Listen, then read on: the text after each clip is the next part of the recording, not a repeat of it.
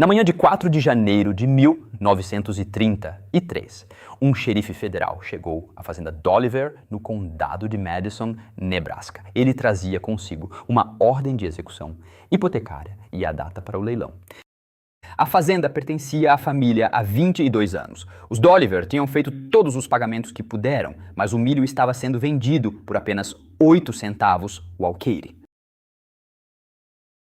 Isso era menos do que o custo da colheita. Alguns fazendeiros do Nebraska estavam queimando milho como combustível naquele inverno, porque o carvão era mais caro. O método parou de funcionar e nenhum esforço poderia mudar a matemática. O leilão foi marcado para a semana seguinte, conforme documentado em testemunhos no Congresso. Relatos de jornais e as histórias orais que historiadores começaram a coletar de sobreviventes da depressão na década de 1960 e 70. Este não foi um incidente isolado. Aconteceu em toda a região agrícola centenas de vezes nos piores anos de 1932 e 33. No dia do leilão, 5.000 fazendeiros apareceram não para comprar, mas para garantir que ninguém mais o fizesse. Eles cercaram a propriedade, deixaram claro, silenciosamente, sem anúncio formal, que não haveria lances competitivos. Quando o leiloeiro pediu lances para o equipamento agrícola, um vizinho ofereceu 5 centavos. Para o gado, outro vizinho ofereceu 3 centavos. Na própria terra, alguém ofereceu $1. Ninguém fez lances contra eles. No final do leilão, o total arrecadado foi de $5,35. O xerife registrou a venda e os Dolliver recuperaram sua fazenda. Esses eventos foram chamados de leilões de 1 centavo. Eles eram organizados, coordenados e apoiados pela ameaça implícita de violência. Laços eram às vezes pendurados nas vigas dos celeiros antes da chegada do leiloeiro, para que compradores de fora entendessem as condições em Dashler, Nebraska. Outro leilão atraiu 5.000 fazendeiros e arrecadou $2,17. A União dos Fazendeiros de Iowa organizou bloqueios de estradas despejando leite e bloqueando caminhões de gado para aumentar os preços. Seu líder, um ex-operador de elevador de grãos chamado Milo Reino, disse à imprensa: "Se não conseguirmos um acordo justo de outra forma, usaremos a força." O governo chamou isso de anarquia. O registro histórico chama de outra coisa: uma comunidade que decidiu que sua sobrevivência valia mais do que a estrutura legal que a estava destruindo. Este é o segundo vídeo da série sobre a Grande Depressão. Da última vez, abordamos o crash de 1929 e a primeira onda de falências bancárias, o que aconteceu com os depositantes comuns e as evidências documentadas de que os homens que dirigiam as instituições sabiam mais do que contavam. Hoje, vamos aprofundar os anos de 1931 a 1933. Quem sobreviveu aos piores anos? O que eles fizeram especificamente e o que o governo fez que piorou tudo? A resposta sobre quem sobreviveu será mais específica e instrutiva do que você provavelmente já ouviu antes. Até o final de 1932, os Estados Unidos estavam em queda livre econômica há 3 anos. A taxa de desemprego havia subido de 3% em 1929 para quase 25%. Esse número por si só subestima a realidade. Em Cleveland, o desemprego atingiu 50%. Em Toledo, chegou a 80%. Uma corporação comercial soviética em Nova York. O sistema bancário estava se desintegrando em ondas. A Grã-Bretanha havia abandonado o padrão ouro em setembro de 1931, desencadeando uma nova onda de pânico internacional. A resposta do Federal Reserve foi aumentar as taxas de juros, o oposto do que uma economia em colapso precisava para defender a conversibilidade do dólar em ouro. Enquanto americanos comuns perdiam suas economias, mais de 800 bancos suspenderam suas operações apenas em setembro e outubro de 1931. A operação de resgate do governo, a Reconstruction Finance Corporation, deveria estabilizar o sistema. Seu capital inicial era de $500 milhões, com autoridade para tomar emprestado mais 2 bilhões. Começou a conceder empréstimos em fevereiro de 1932.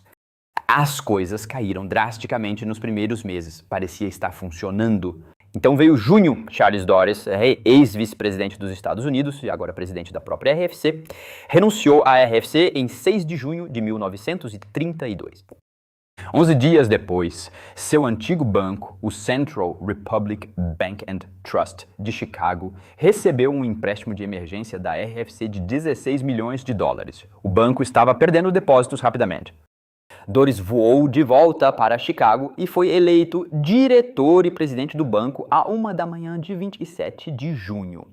À 1h15 da manhã, ele informou aos funcionários da RFC que seu banco não poderia abrir sem mais dinheiro. Às 9h15 daquela manhã, a RFC aprovou um empréstimo de 90 milhões de dólares contra uma garantia avaliada em 31 milhões. As negociações foram concluídas, conforme relatado pela revista Time, 3 horas depois da meia-noite, com funcionários da RFC em uma linha telefônica aberta. Os 90 milhões de dólares não foram suficientes. O banco acabou falindo de qualquer maneira, o dinheiro da RFC havia desaparecido. 10 meses depois, 5 mil professores de Chicago invadiram 5 grandes bancos do centro. Eles tinham 30 milhões de dólares a receber, referentes a 10 meses de salários não pagos, enquanto o Banco de Dores havia recebido 90 milhões em fundos de emergência à 1 da manhã. Um senador, observando a multidão do lado de fora dos bancos, alertou o Congresso do lado de fora de suas portas, Uma revolta está se formando. Ele não estava errado sobre o que as pessoas sentiam. Ele estava errado ao pensar que ficaria do lado de fora. O exército bônus chegou a Washington na primavera e verão de 1932. 20 mil veteranos da Primeira Guerra Mundial, muitos deles com suas famílias, que haviam marchado de todo o país, exigiram o pagamento antecipado dos certificados de bônus que lhes haviam sido prometidos por seus serviços.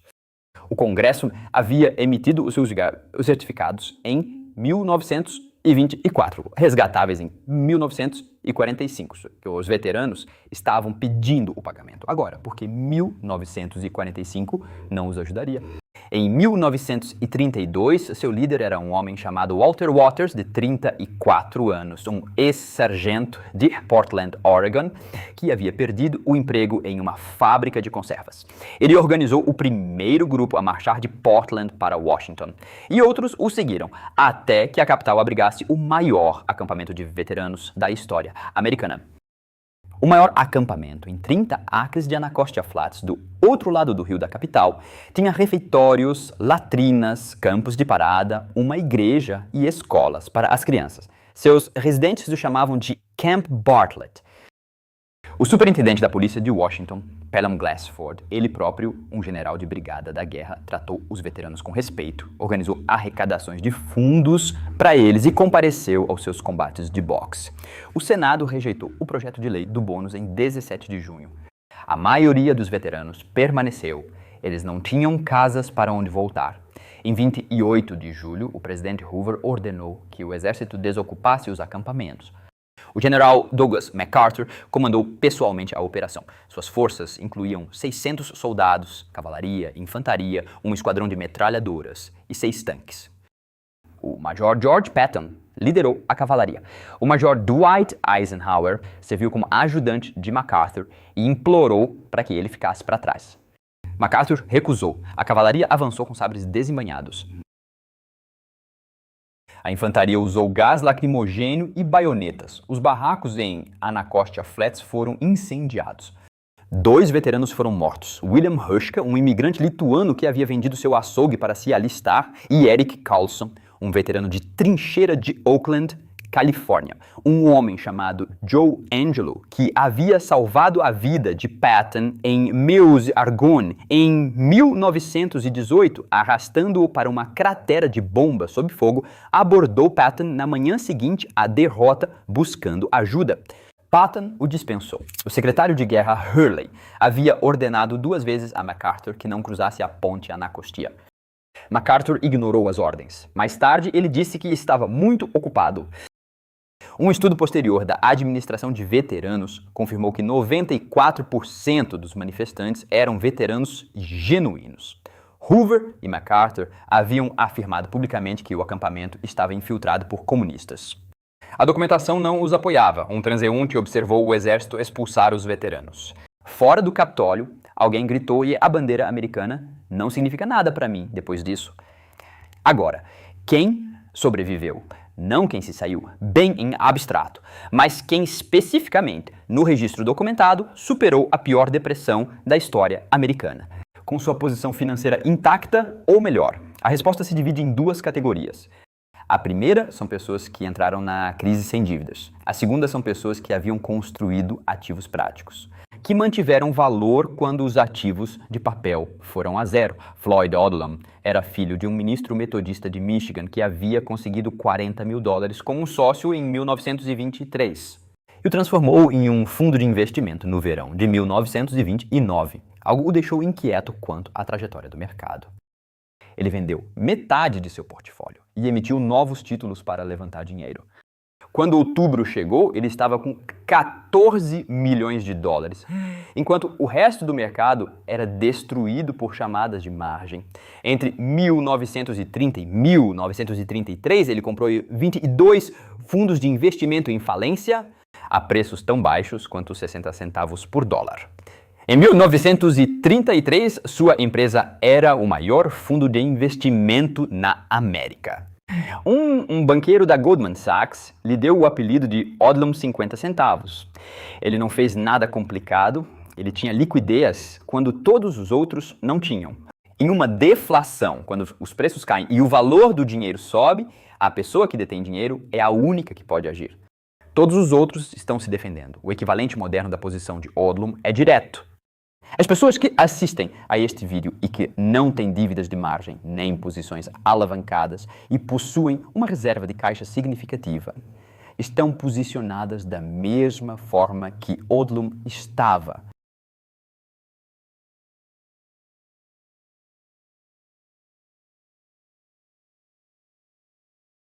Não porque uma depressão seja inevitável, mas porque se uma vier, a liquidez é o único ativo que funciona na primeira fase. Joseph Kennedy oferece uma lição relacionada. Kennedy entrou em 1929 com aproximadamente $4 milhões. Em 1935, ele tinha aproximadamente $180 milhões. Ele havia vendido suas posições em ações antes da quebra, ganhou dinheiro adicional com vendas à descoberta em 1929 e 30, obteve vários milhões com a consolidação de filmes de Hollywood e assinou contratos de importação exclusivos para uísque escocês e gin quando a lei seca terminou. Ele então comprou imóveis de grau de investimento a preços de depressão, ativos com valor produtivo intrínseco, não promessas de papel. Não. Kennedy mais tarde descreveu seu método em 3 palavras: fatos sem sentimentalismo, timing. Ele havia estabelecido fundos fiduciários de milhões de dólares para cada um de seus 9 filhos. Antes do colapso, os fundos fiduciários estavam legalmente separados das suas posições de negociação. Acontecesse o que acontecesse a ele, pessoalmente esses ativos estavam protegidos. A lição estrutural de Kennedy não é sobre venda a descoberto, mas sim sobre a separação legal de ativos. O dinheiro que ele precisava preservar não estava na mesma estrutura legal que o dinheiro que ele estava arriscando. Hoje, o equivalente a isso inclui fundos fiduciários, certas estruturas de contas de aposentadoria e se você possui metais físicos em armazenamento privado que não aparecem em nenhum extrato de corretagem. Agora, para a terceira categoria de sobreviventes, aquela a qual os livros de história dedicam menos tempo. Os agricultores que participavam de leilões de bens penhorados por valores irrisórios não eram ricos, não eram investidores sofisticados, mas sobreviveram porque haviam construído redes de confiança antes da crise chegar. E essas redes funcionaram como uma estrutura financeira quando a estrutura financeira formal colapsou em Minnesota. O governador Floyd Olson declarou uma moratória de execuções hipotecárias no ano de 1933, sob pressão direta de agricultores organizados que deixaram claro que as execuções hipotecárias seriam fisicamente impedidas.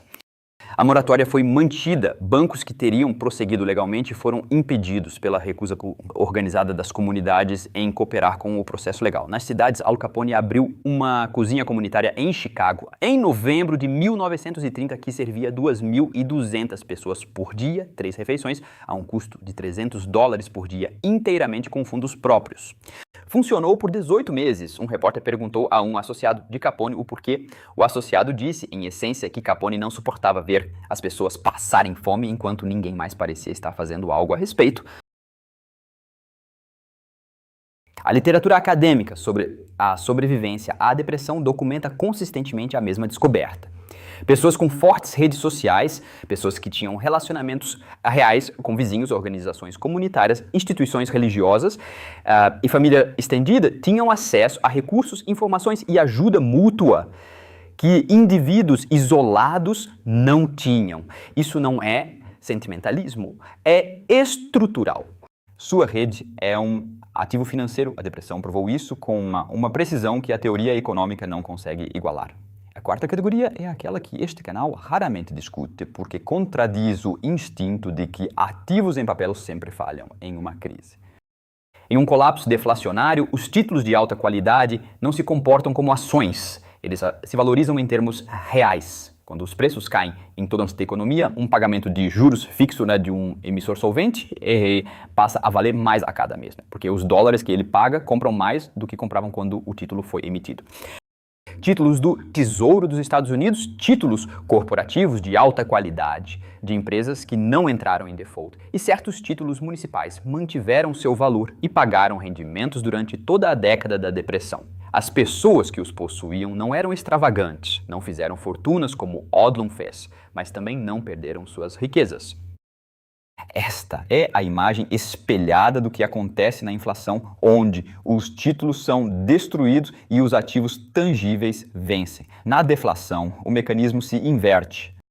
O registro documentado da década de 1930 é um dos exemplos mais claros na história americana dessa inversão em ação. O paralelo moderno exige honestidade. Os títulos não são universalmente seguros. Um título é tão bom quanto o emissor por trás dele. Na depressão, títulos corporativos de empresas superalavancadas entraram em default em grande número. Os detentores de títulos de Samuel Insull perderam tudo quando seu império de serviços públicos colapsou. A distinção que importava era a qualidade do crédito. Títulos do Tesouro e emissões de alta qualidade de emissores solventes resistiram. Títulos de baixo valor não resistiram. A quinta categoria, que os livros de história consistentemente subestimam, são as credenciais profissionais. Médicos ainda tinham pacientes, advogados ainda tinham clientes, engenheiros ainda tinham projetos, professores ainda tinham salas de aula, mesmo quando o pagamento estava atrasado. A depressão destruiu ativos financeiros com notável eficiência, mas não destruiu o valor de uma habilidade que as pessoas precisavam, independentemente do que a economia estava fazendo. As pessoas que haviam investido em educação e expertise profissional antes da crise possuíam um ativo que a deflação não conseguia atingir. Isso é mais difícil de quantificar do que o preço do ouro ou o rendimento de um título, mas as histórias orais são inequívocas. As entrevistas de Stud Sturkel com sobreviventes da depressão voltam a isso repetidamente. Os profissionais da família eram aqueles que mantinham a rede estendida, alimentada. Não porque fossem ricos. Muitos tiveram suas economias aniquiladas, como todos os outros, mas porque sua renda, por mais reduzida que fosse, nunca chegou a zero. A resposta do governo à profundidade da depressão é uma das falhas de política econômica mais documentadas na história americana. É também um dos mais instrutivos. Herbert Hoover aumentou os impostos em 1932, e não foi pouco. A Lei da Receita de 1932 representou o maior aumento de impostos em tempos de paz na história americana até então. A taxa marginal máxima passou de 25% para 63%.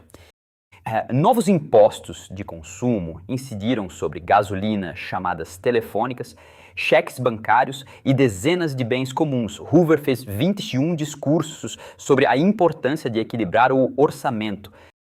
O produto interno bruto caiu quase 13% naquele ano. Ele já tinha assinado a tarifa Smoot-Hawley em 1930, embora 1000 economistas tivessem lhe pedido para não o fazer. Henry Ford tinha pessoalmente feito lobby contra. Thomas Lamont, da JP Morgan, tinha dito que quase se ajoelhou para implorar a Hoover para vetá-lo. Hoover chamou-lhe vicioso e detestável. Então ele assinou. As importações americanas colapsaram de 4,4 mil milhões de dólares para 1,5 mil milhões. Aproximadamente 24 países retaliaram. O sistema de comércio internacional colapsou e a Reserva Federal, a instituição especificamente concebida para prevenir pânicos financeiros, permitiu que a oferta monetária caísse quase 30%. Entre 1930 e 1933, aumentou as taxas quando deveria tê-las cortado. Fechou a sua janela de desconto quando deveria tê-la aberta. Ben Bernanke, no jantar de 90º aniversário de Milton Friedman em 2002, reconheceu em nome da Reserva Federal diretamente: nós fizemos, lamentamos, não o faremos novamente. A lição que o registro documentado nos oferece aqui não é ideológica. Não é um argumento a favor de mais governo ou menos governo. É algo mais específico. Quando um sistema financeiro está sob forte estresse, as instituições que o gerem estarão sujeitas à pressão política, inércia institucional e rigidez doutrinária, e conflitos de interesse pessoais que impedem uma resposta ótima. Isto também está documentado em todas as crises financeiras no registro deste canal. Não é um fracasso exclusivo da década de 1930. As pessoas que se posicionam para sobreviver não o fizeram, prevendo corretamente o que o governo faria. Elas se posicionaram para sobreviver independentemente do que o governo fizesse, ao deterem bens que não exigiam competência governamental. Os livros de história atribuem a Herbert Hoover e Franklin Roosevelt os papéis principais na narrativa da depressão para manterem o seu valor. Eles controlavam a legislação, as conferências de imprensa, as decisões políticas. Mas as fontes primárias revelam algo que a história oficial consistentemente subestima. Enquanto Hoover fazia discursos sobre cooperação voluntária e orçamentos equilibrados, enquanto MacArthur incendiava o acampamento dos veteranos e Dawes recebia os seus 90 milhões de dólares à 1 da manhã, 5 mil agricultores do Nebraska apareceram num leilão e ofereceram 5 centavos por um equipamento que valia centenas. Eles não esperaram que a política fosse corrigida, não fizeram petições à RFC, não escreveram cartas aos seus congressistas. Eles analisaram a situação, compreenderam o que as regras estavam a fazer à sua comunidade e construíram uma estrutura paralela que operava fora dessas regras. Essa não é uma história de 1933. Toda crise financeira produz uma versão dela. A questão é sempre a mesma. Quantas pessoas estão posicionadas para participar na estrutura paralela antes de precisarem dela? E quantas ainda estão à espera que a oficial funcione? Subscreva para não perder a parte 3. Vamos abordar o New Deal. O que Roosevelt realmente fez, o que funcionou, o que não funcionou e o que o governo fez aos cidadãos. Um ponto crucial que se liga diretamente a tudo o que esta série documentou. A parte 3 responde à pergunta de quem manteve a sua riqueza durante toda a década e como.